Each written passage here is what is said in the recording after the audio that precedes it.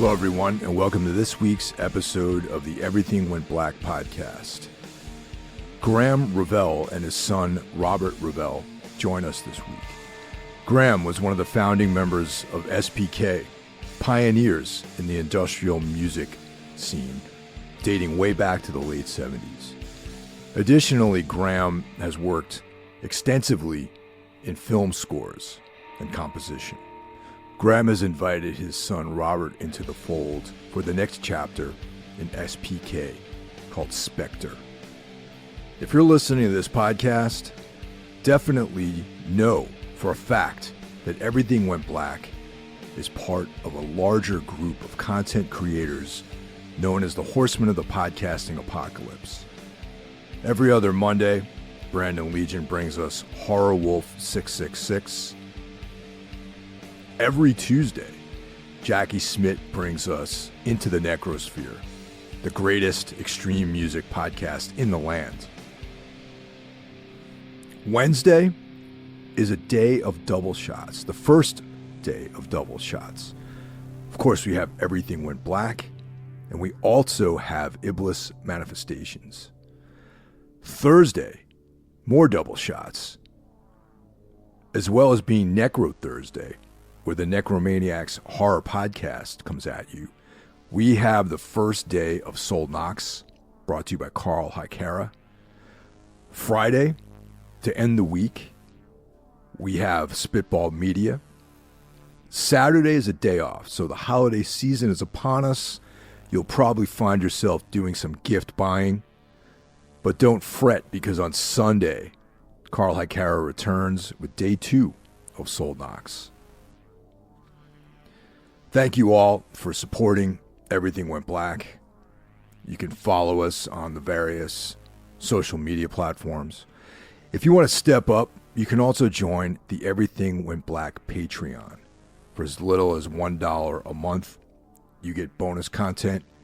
For $5 a month, you get bonus content plus early access to the shows. And for $25 a month, you can become a sponsor. Yeah, so Robert and I were talking about our love of ignorant metal riffs and playing fast and then playing slow. Right. Yeah. Which I always also like, but I'm not a practitioner. This is exciting, actually, because SPK is a pioneer in the industrial world, going all the way back to the late 70s. And then also, Graham, your soundtrack work, some of my favorite movies, The Crow, were you worked on the film score for those, and this new incarnation of the band is exciting to me because I'm a huge, I feel like extreme metal, ambient music, and industrial, maybe from like the late 80s onward, were very much tuned in. Like as far as extreme metal goes, like, being a kid listening to death metal and black metal, I always had like my eye on industrial and ambient music as as an influence, mainly for the the atmosphere and putting forth very extreme and bleak emotions. So the way this project has been described to me, this new chapter, SPKtR, sounds intriguing to me because it feels like it's combining all that stuff. Without having heard any of the music, just reading the description, it sounds very interesting to me. By the way, we haven't either, Michael, not yet. Yeah. So yeah, I mean, it's still in our heads, and it's great. Yeah, no, it's great. But there was a live performance though of like in Europe, I believe, right? But a different sort of incarnation of this, right? Yeah, it's nothing to do with this one. That was sort of the last statement of the legacy of the band, because the people that were wanting to see us had not seen us since probably, if they'd seen us at all, mid 80s. And so then, it was a thank you, really. Like, a lot of people have supported us, and it's the fans from the beginning are the ones that set you up for a life in this business. So that was a legacy thank you to them. some remixes of old stuff, which I had lost everything in a fire in Los Angeles earlier this year. So it was fun to put it back together again, a little bit of it. And that was the end of that. And now we're on to a new thing, which is much more exciting. Did Robert contribute to that, or was it, he was part of that experience, right? I'll let him answer that. Yeah, Yeah, Robert. in the live performances, yeah, we I played guitar, if you can call it that. I played it and I made sound from it. Uh, then I played a beautiful Iranian instrument called a tar. Uh, I played the axe, and I also played Like literally the Literal axe. axe, yes. dissected as a flute. You played the axe as a flute. Yeah. Now, all right, I have to ask how that you actually achieved doing something like that, because I'm thinking of an axe as like a bludgeoning device. Maybe put some piezo, mics on there or something like that. So how'd you play it as a flute? Well, no, it's pig's head as a flute. Oh, okay, gotcha. All right, And now that makes a little bit more sense, believe it or not. Yeah, yeah.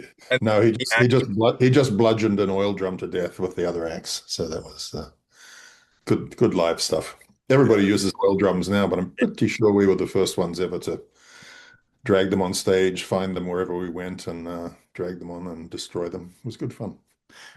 Well, that was the thing as a young lad discovering punk rock and extreme metal when I sort of almost by accident discovered SPK and Throbbing Gristle and all those bands. Like there was a record store not too far from where I grew up, and I got all these getting these Napalm Death records and things like that. And the guy was like, "Oh, you like barely discernible noise, very hard to listen to music. It's like, why don't you try this out?"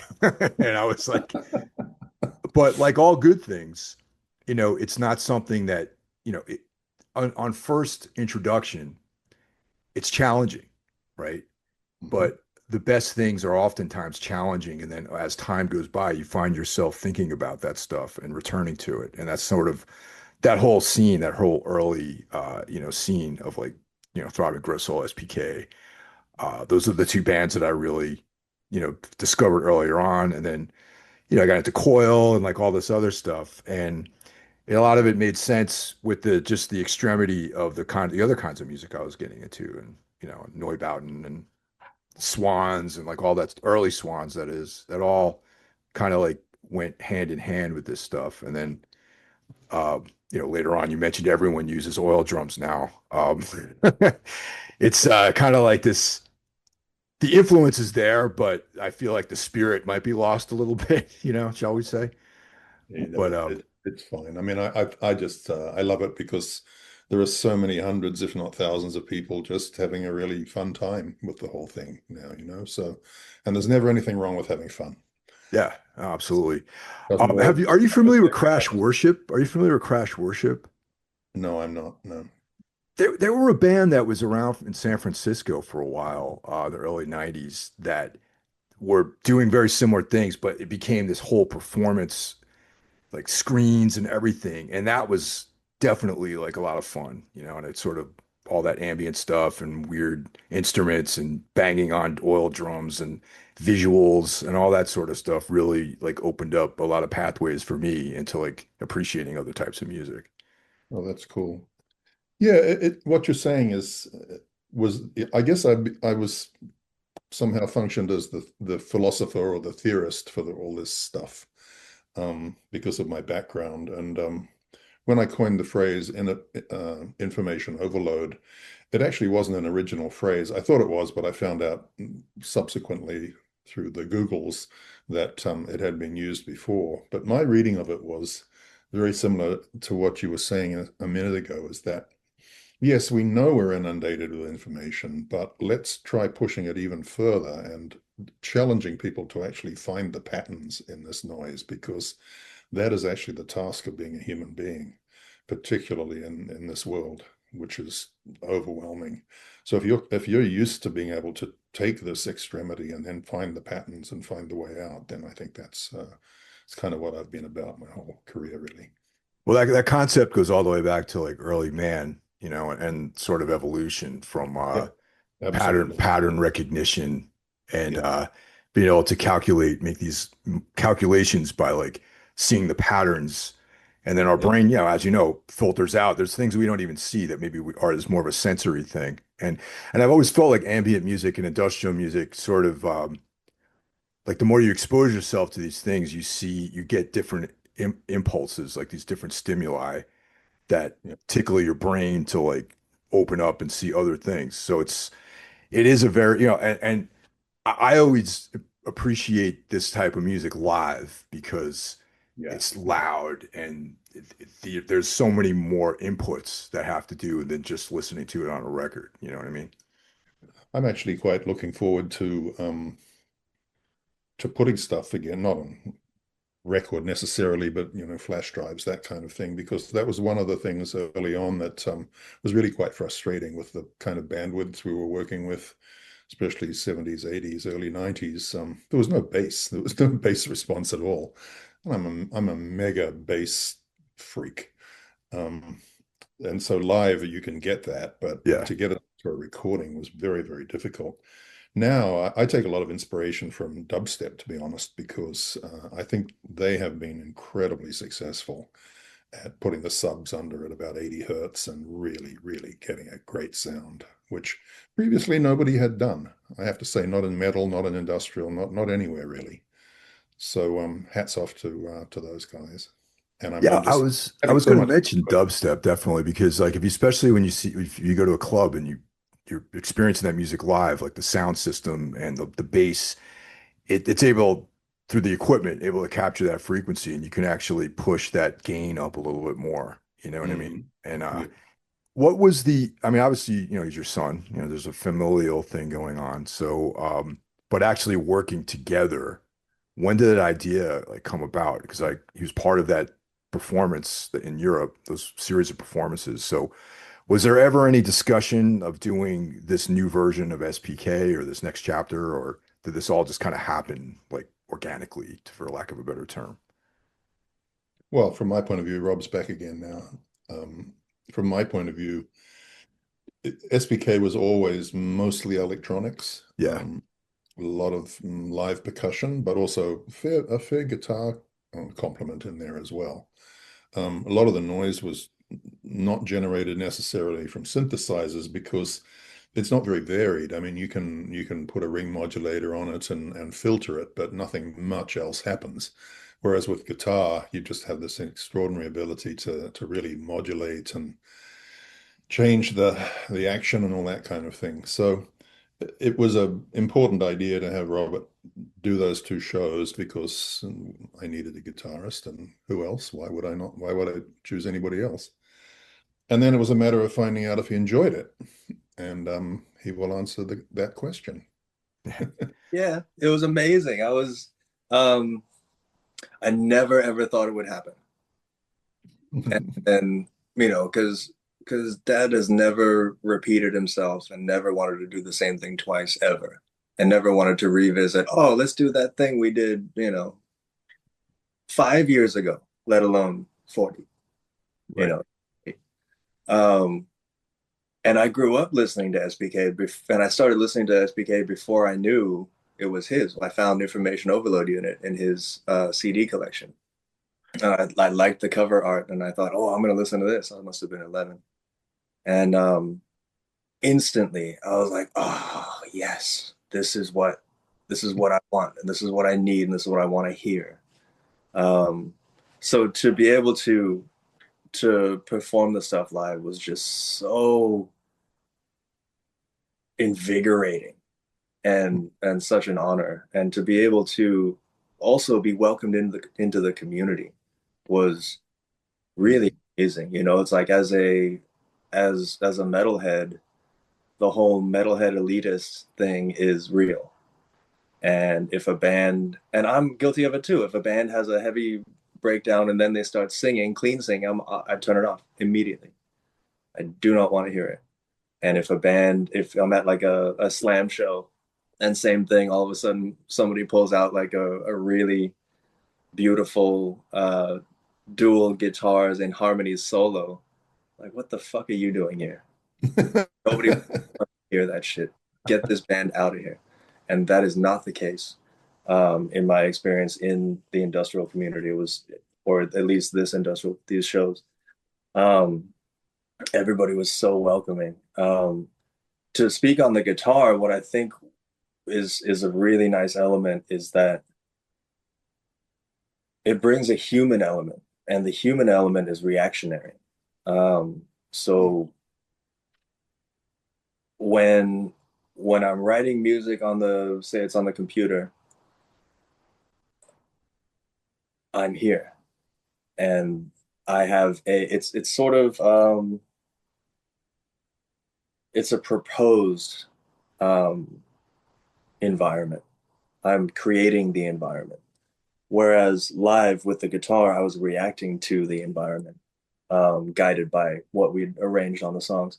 So the vibe of the room, the space, the atmosphere that everybody had come from all over the world, um, I got to react to all of that in the moment, and that really lends itself to building a unique experience for each show.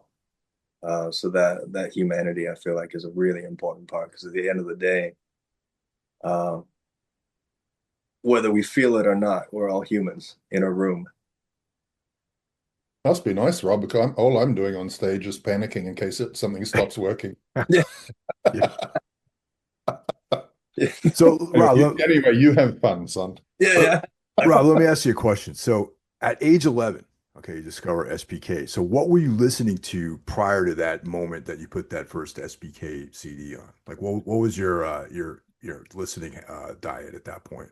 I know, I know, I Now, know. be honest, man. I mean, I could tell you some stuff that I listen to, and I embrace it. It's Oh, like for at that age. kid, I was listening to the radio, you know. Yeah. Uh, Everything was on the radio. I feel like I got incredibly lucky. Um, and hopefully we all feel this, but I feel like I got incredibly lucky that the music that was on the radio is music that I objectively would have liked Okay. in that sense. Like obviously there's all kinds of different radio stations, but Alice in Chains, Nirvana, Soundgarden, So 90s stuff, yeah, basically. like Yeah. 90s grunge. And then I was lucky that there was, whether it's whether the reason it was on the radio or not was because of SBK or not, is that there was a lot of noise in that style of music, like a lot of guitar noise, a lot of guitar feedback, distorted drums, slightly distorted drums, and so I already had a proclivity for that sort of energy, at least. And obviously, something inside me that gets passed down through generations is a craving for that um, extremity, you know, just from stories I've heard of my uh, great uncle and the headmaster and the dead cow and all these insane stories over the years. I know I have something in common with with everyone, especially Dad.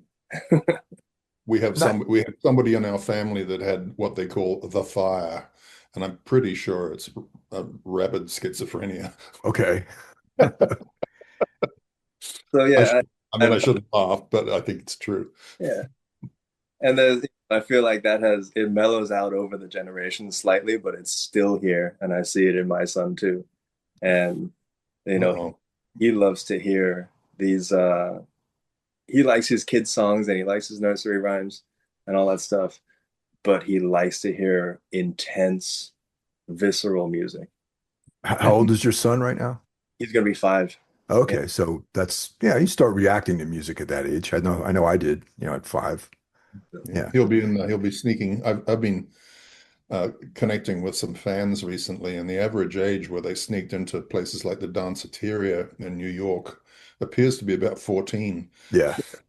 Oh, I remember I was telling a story to my wife actually about going to the Ritz when I was 16 and just walking in basically. Yeah, yeah. Like I took the train down to New York City and braved the Lower East Side, or the East Village in the 80s. And I went to go I saw that band X from LA.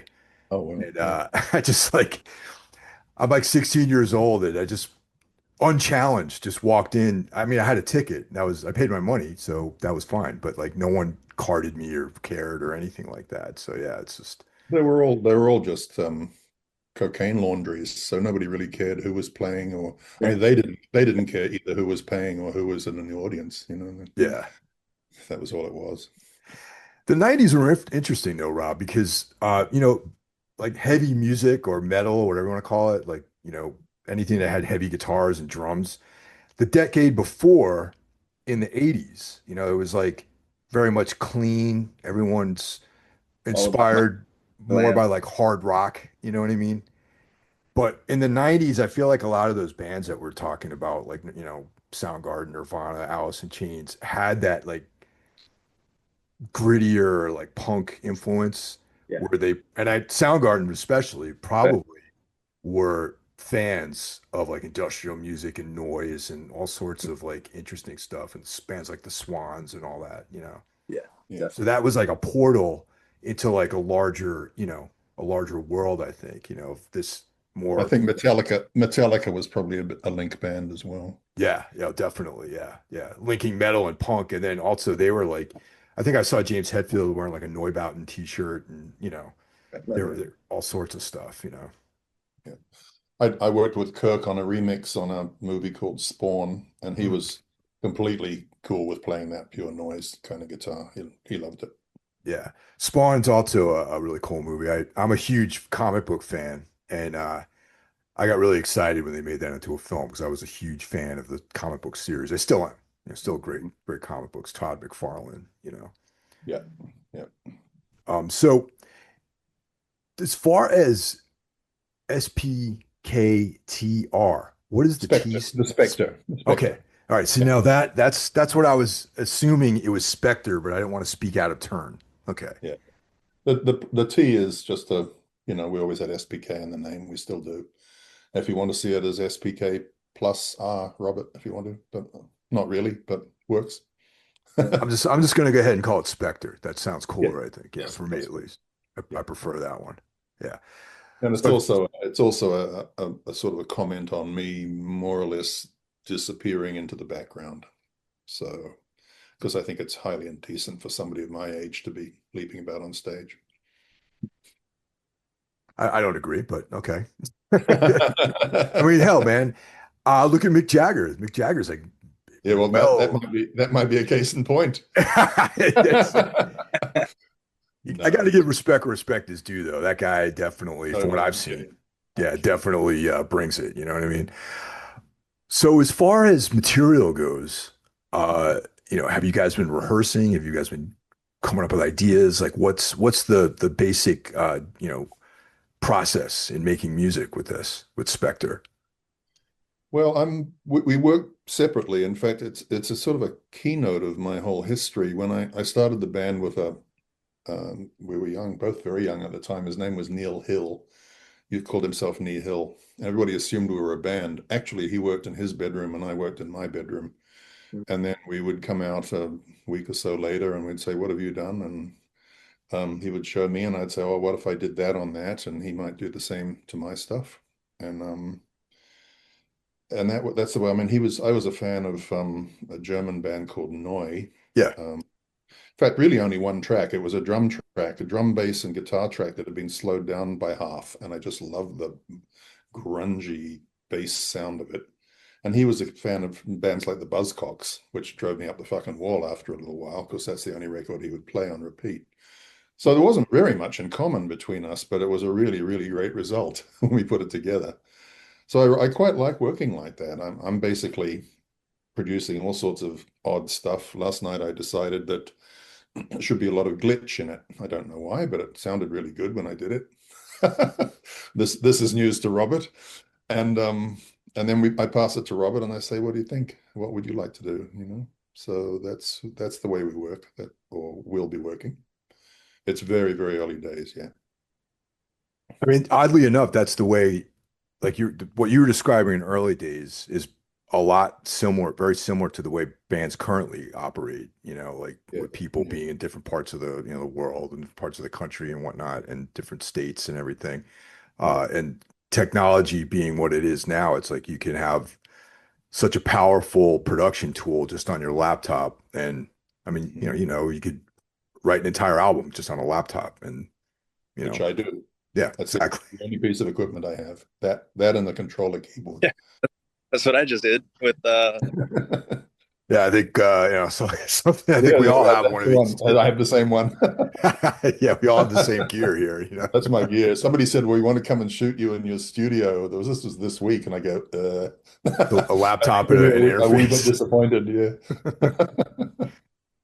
Yeah, but that's so Rob, coming from the metal background, we were talking before we started recording that, you got into like, like shred guitar, like super technical stuff, and then also like very brutal music. So that element, I'm assuming, is going to be part of this of Spectre. the definitely with the from a guitar standpoint. Um, we were talking about, so I grew up listening to, or on guitar, I really had my technical ability was extremely shaped by Dimebag Darrell, Yngwie Malmsteen, Paul Gilbert, Bruce Boulez, all those shredders. Yeah. And so I can do all that stuff, and melodic minor arpeggios, and that's fun. That's great. Um, but it does nothing for me now anymore. When I was a kid, on a bunch of acid and cocaine, just blasting Yngwie is like, yeah, that's great. Um, but it's silly. It's a lot of it feels just like wanking to me. Now, Oh, ooh, the most now what the difference is, you just pissed off half the audience.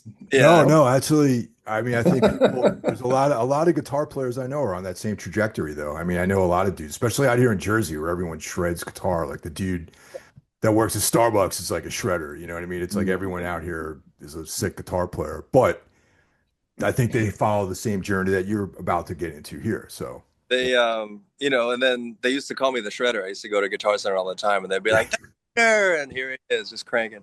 But I'll piss off the rest of the other half of the audience. I used to listen to, in that same time period, used to listen to Paganini and Liszt. Same thing, just oh my god. And then what I found is that what I learned is that I was about 17, 18, and I'm could play all the shit. And then I realized, oh, so anybody can do it. There's a large percentage of the population who can put your finger here and then put your finger there really fast. That doesn't mean a whole lot. But to write something that's heavy, what is heavy? What does that mean? To me, it means something that's visceral and moves your body and brings you to life. Not everybody can do that. And it's very hard and perhaps impossible to train that or to teach somebody how to do that. That's true. Because you have to have something inside you that reacts to that, and not everybody has that. right. So that's when I started to seek out more music that is just heavy, and it doesn't have to have a tempo, and it doesn't have to be loud either. What? It doesn't. What? Yeah, when I was 11, my little boombox was quiet, but it was and I would listen to a lot of stuff in private because I felt weird being like, oh wow, let's ride together in ecstasy. That's strange, Anybody to hear me? I don't want to have that conversation with mom and dad. Like, what's that about? You tried to give me syphilis by putting his cock on my sandwich. Like, I'm gonna play that quiet. It's so like, oh, there's something there that's gross and enticing and visceral and all of that. So that became my focus. So what was some of the early stuff that you got into that gave that feeling to you? Like what, what sort of early bands? Like we mentioned a couple, like Dying Fetus for number one, which kind of bridges that gap between super technical players and then just that ignorant caveman brutality. There's actually the bridge actually would be my three favorite bands: Pantera, Meshuggah, Decapitated, and going on Necrophagist, Archspire. There's all those bands that are very technical, also very heavy. My the things that I love the most is just Caveman Slam, Devourment, Pathology. Um, Geez, I can't think of my favorite bands. Ungraceful, Yeah. Defleshed and Gutted. Ungraceful is from New Jersey. It's Defleshed and Gutted. There's all Deracinated, Abominable Putridity. They're just so. There's some technical stuff going on, but it's not about that. It's just about getting punched in the face in halftime over and over and over. And the only reason anything exists that's could be called a verse is so we can get to the next beatdown. Well, what's interesting though too is like the deeper you go into that mire of disgustingness and brutality is it becomes very close to like noise music too. Like a lot of those guys, like one guy comes to mind right away, this guy Will, who is the singer in this band called Reeking Aura, is he has a noise band that he does because it's like the same vibe is there, the same kind of like music, unmusical music that creates an atmosphere.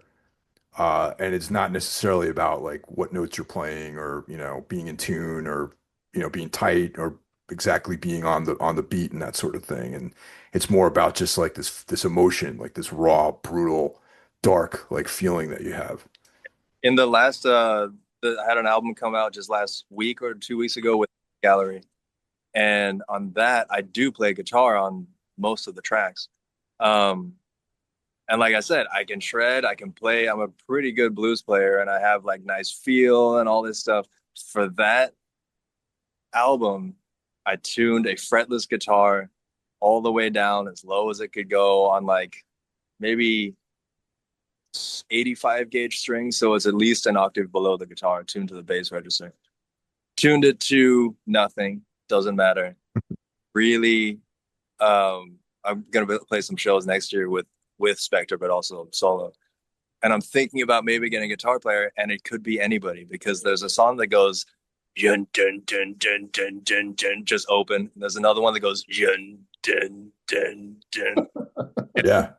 It's just about impact. It's not about showing everybody, hey, look what I can do. So I feel like it's kind of similar to like a anybody would be surprised that I can actually play guitar in the sense that after the shows in especially the VOD fest in Frederikshavn, they people saw me for the first time and go, oh, who is this guy that spit pig brains all over us and destroyed the act for 3 minutes straight, giving 100%? Who is this psychopath? They add me on Facebook, and all they see is pictures of me with my kid on my shoulders, and hey, so that Coo. like is even more interesting to be like, oh God, that's right. We all have that inside us. We can do both of those things. We can fit the things that we can fit where we need to fit. You know what I mean? Yeah, that sort of like human, dichotomy is always like fascinated me, the kind of the shadow like version of people. And I'm a huge horror movie, horror fiction, weird fiction fan. And some of my favorite characters obviously are like, like werewolves and things like that. Part of folklore for thousands of years. And the fact that the werewolf exists in folklore speaks exactly to what you're talking about. How there's like a shadow self that everyone And has. it speaks to mental illness. Coming back to SPK, right? Yeah. Um, Therapy through violence is the phrase that I've really latched. It's what I need, and it's what I crave, and it's when I feel the most free, which was why the VOD Fest was such a beautiful moment. We did the first show, and then I felt like Dad could see he's not nervous. He's willing to go. And then before the second show, we went to the hardware store, and he goes, "All right, we're gonna get an axe, and They didn't sell flamethrowers. I was quite It's disappointed. I know." Pretty And then sure we're still the only band to use a flamethrower live in a room in San Francisco. Pretty sure we are. so then at the end of the show in Germany, I'm holding the axe, waiting for the cue, and I look over at Dad, and he goes, "Not yet." And then finally, I'm just chomping at the bit. Finally, he gives me the hand signal, "Go ahead." And then I knew, He was actually doing it over a very pretty piece of music, which is yeah, called Mothman, which is essentially just me on the piano with some big rumbling stuff. But it's like I like that kind of dichotomy. It was great. Yeah. Because No. frankly, people were probably getting bored with the beautiful music. mhm. And they needed some flesh and blood to liven Indeed. things up. And I was like, Yeah. "Good, go ahead," and I got to have that therapy through violence and the, mental illness as a weapon is the other phrase that I really love. I'd like to mention another band. You've been talking about a lot of bands. I'm not that versed in the metal world, unless Robert plays it to me, but we have been listening quite a lot to actually another New Zealand band called Ulcerate, Oh which, yeah, yeah. I which love that band. I Yeah, really like. I really like them. yeah. Just that the drummer is insane. The drummer is top notch. I mean, they're actually interesting about that band is they about maybe 40% of them performing live is improvisational. Like they have a basic structure and they just sort of play off of each other and it's different every night, basically. It's typical. I come from as everybody knows, New Zealand, a very small country, and there's really not an extreme um, audience here at all. I swear, if I was to do a show here, and I never have, if I was to do one, I'd be very lucky if there were 50 people there. Mm. And I think Ulcerate have been going for a long time now, and I don't think I mean, they probably play tiny rooms as well. It's a tragedy, really. We always have to go overseas, but they do quite well, I believe, Yeah, yeah, on their definitely. tours, which is great. Yeah, they do really well here in the States, and I believe they also do well in Europe. The band that I play in, we toured with them a number of years ago, Oh yeah, cool. and they were excellent, and every night, and that's I can attest to their freedom on stage with the structures of their songs. Yet somehow it all comes together. Great band, Nice guys. very very nice guys, very friendly guys. You know, I imagine like coming from a country where there isn't a huge extreme music scene keeps you in that humble space too. You know what I mean? Which is awesome. It's a hallmark of our nation, actually. Um, my my American wife has finally beaten it out of me, but 23 years ago, in fact, not too long ago, within 5 years, if somebody asks me what movies I did, my answer was typically think of a shitty movie with "the" in front of it. You see, that's terribly self-deprecating, but that's what we do. I mean, too, I was just applying to be a professor at a UC school recently, and everybody was saying that you just have to be so fucking shameless and talk yourself up, and I Mm, couldn't do it. It was hard so to do. Yeah, that's uncomfortable to do things like that. I agree with you guys on that for sure. like that's throughout a lot of the metal world and industrial world too. Is people are just like, well, I just do my thing, just try to yeah. do my best. I mean, one of the things that you can always fall back on though is the power of the music because it's undeniable. Anyone who thinks that they're good usually sucks. You know what I mean? Oh yeah, That's I'm true. outstanding. Sick guitarist. I'm an outstanding. They're usually very mediocre actually. So, I think you know, the hallmark of a true creator is well, that was shit. Now let me try and do yeah. something good. Oh, yes, exactly. Because you can't stand the sound of your own voice, Oh or no. or you can pick out all the mistakes you make when you're playing your instrument, for sure. Especially after fixing it for weeks. Oh my God, just so sick of it, right? Yeah. Yeah, totally. What kind of gear do you play through, Rob? Like, what sort of guitars, amps, things like that do you use? It's like, Depends on what I'm playing. For the shows, we borrowed guitars, and amps. Um, I have a friend who tours with really big names, and he has incredible gear, and he sounds amazing. And I play his rig, and I hate it, you know. Hmm. So if I'm playing, I have different guitars and different tunings. I have a lot of guitars, and they're all terrible, but they do one thing really well. Um, like I have the fretless that's tuned down to drop E. I have the fretted guitar that's like a baritone, a couple of drop A's, and just tweaking them so that they sound right. For the most part, if I'm doing metal, I just have a Crate 212, which is really that old school Cannibal Corpse sound. I think it was like the GT or GTX 100 the Cannibal played that everybody felt like they had to have. yeah. The Crate 212, somebody traded it to me when I was maybe 25 for something, and I just like it. It sounds good, sounds good to me. The only other need I have is if I'm playing low, it's hard to get a tube amp to drive as much as I wanted to drive. So if I've ever, when I was playing like half stacks, it was always a hybrid, solid state and tube. Um, but it's the thing I've always said is that it's the player, not the gear. You put Stevie Yeah. Ray on a Hello Kitty guitar with a speaker built in, he's going to sound like Stevie Ray Vaughan. No, it's true. Definitely.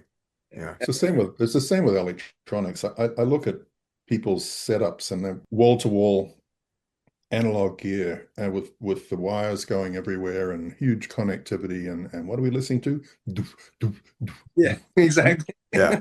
What is it all doing? The sound. Were you just in a shop and got excited by the look of the thing or something? It's like beats me.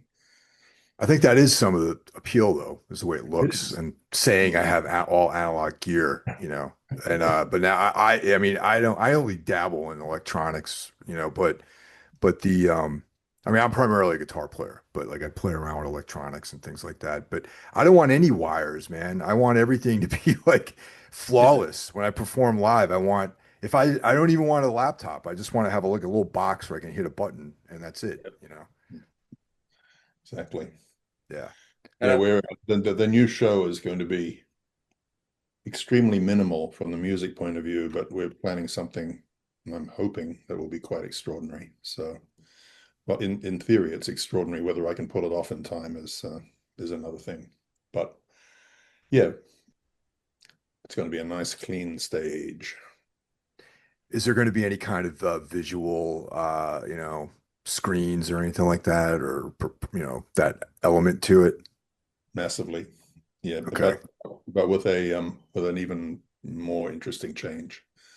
I believe that we were the first band. I'm going to toot my horn because soon I'll be dead and nobody give a fuck, and all my previous lies will come back to haunt me because I used to love feeding publicity with just complete nonsense and see how it came back. Like the Chinese whispers thing. Where you start off a rumor and it comes back and you go, "Oh, that's Oh, interesting." that's yeah, exactly. Yeah. I'll repeat the best one I ever had is that when my first ever show, I found a butcher's hook, the big steel hook things they hang the meat up with. So I stuck it up my arm and pulled my sleeve down. And there wasn't a keyboard on the thing, so that was just as good for plugging in wires and things.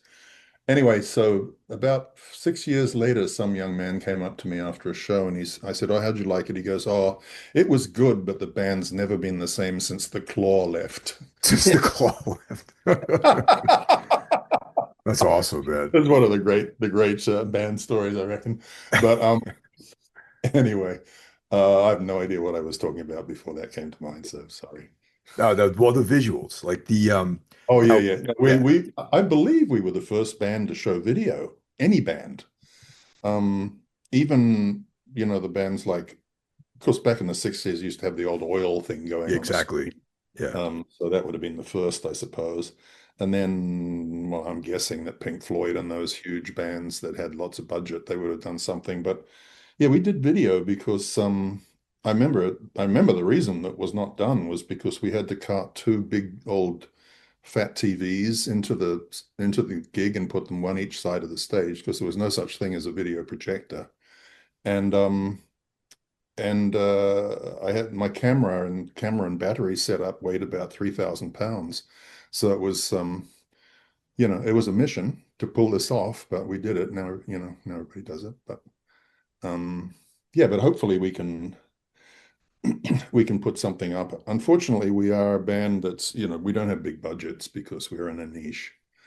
It is a bit frustrating when you see these, especially people in art stages and so on with those mega LED screens and the big festivals. You just go, oh my God, what I would love to have that. But Oh yeah, totally.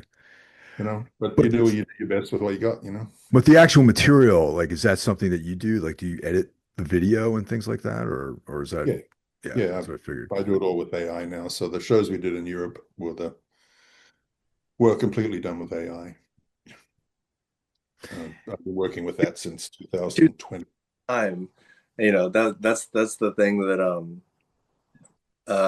you're being modest, that it's like the what it takes to get a an engine that's available to the public to do the imagery, the dark imagery that you did, takes a lot to get one little clip, and then to keep pushing and pushing and pushing, and then to put together 90 minutes of that um, was a fairly colossal effort.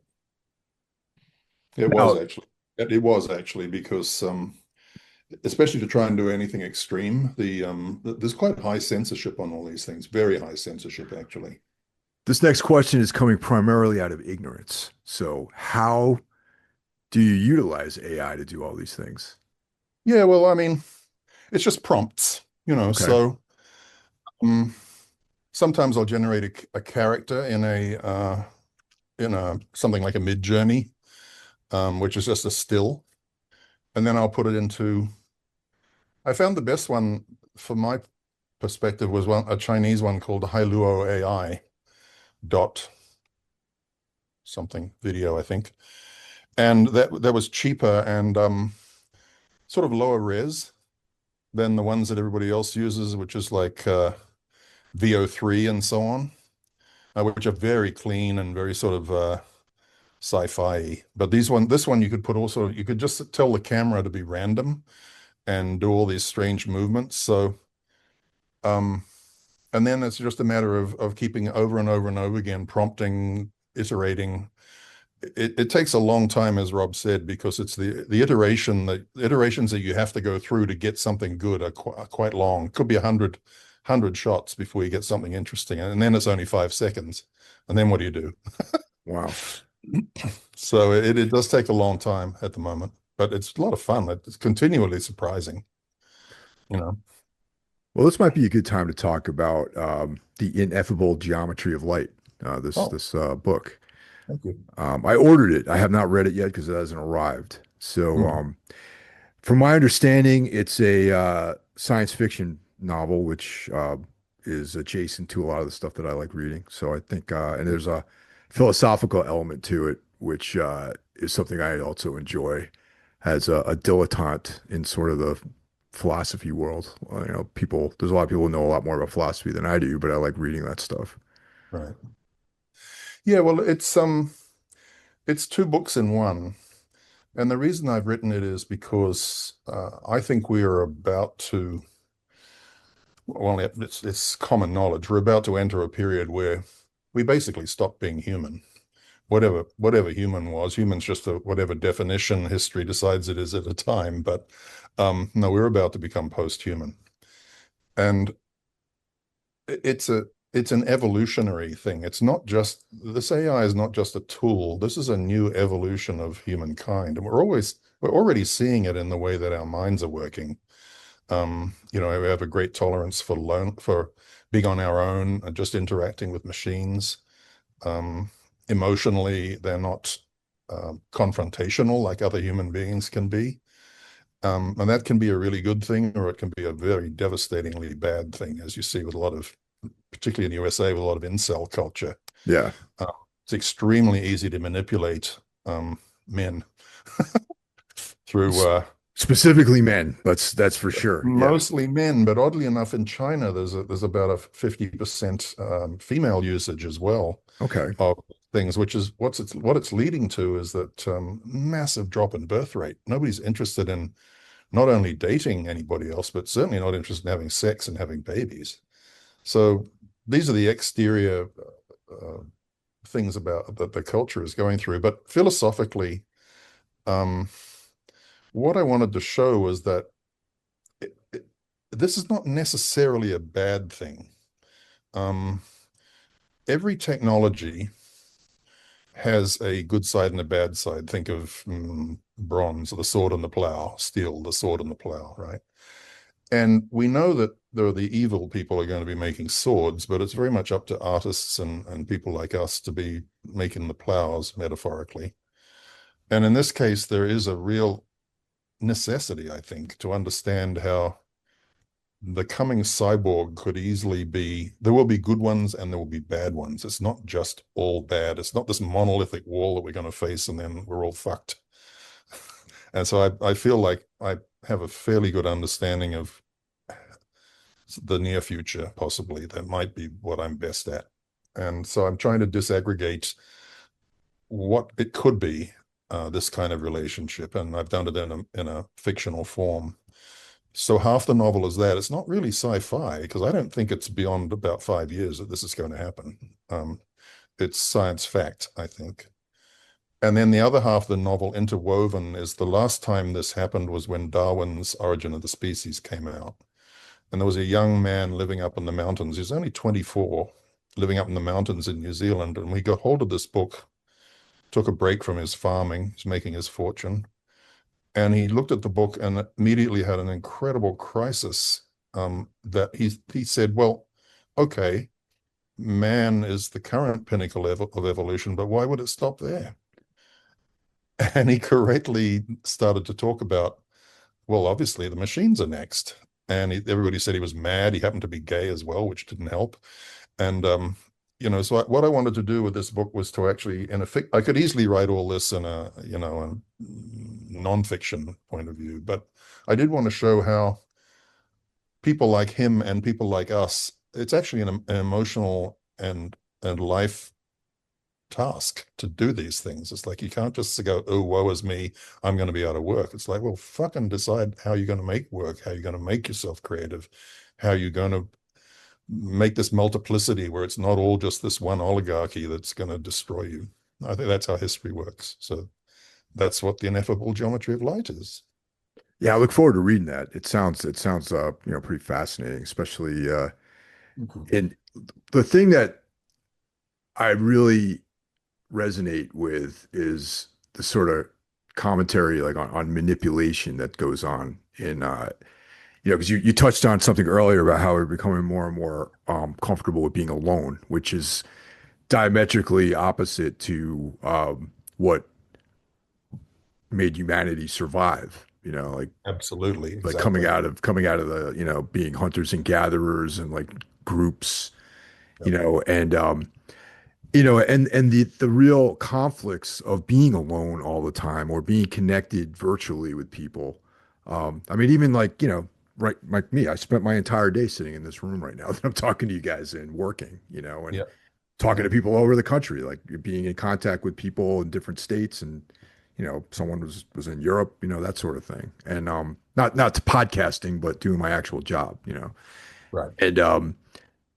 and and that is an odd feeling when you get more and more used to that, because it is this sort of a solipsism that you have, the world becomes this like projection of like your own mind, like you thinking everything is in terms of your own lens, and that creates a lot of stress, I think, and a lot of it prompts you to manage that stress and try to figure out a positive way to put that in its place and still have a meaningful life, and that sort of thing, be emotionally sound and all that sort of stuff, so that's something that that's a topic that I discuss all the time with people.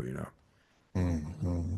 And I think that's what makes it so easy for the forces of evil to get into these people in the middle of the country with no real outlet, and basically switch their entire emotional life to hating other people. It's really, really, really scary. And very soon that'll be absolutely linked to eroticism as well. With the agentic AI, you can get porn characters now, but soon your best friend is also going to be your lover and your talking about the virtual best friend. It's going to be your lover and your little personal Nazi if you're not careful. Yeah. So easy to do. Well, gentlemen, thank you very much for spending time with me on the show. And I'm definitely looking forward to reading the book. And I'm going to stay tuned into what's going on with Spectre. Thank you. Yeah. Yeah, if I can stop throwing all sorts of different influences into it, then we might get somewhere. It's all right. We're like, all right, that's it. Guitar. That's actually the hardest part, is knowing when to stop, I guess, right? It's like when you start, you're following this sort of path, and you're like, okay, when's enough, and when is enough enough? You know what I mean? Yeah, that's right. Yeah, I think that's right. A little Paganini or Liszt in this one, Rob. What do you think? Anyway, cool. Good. So let's ride together to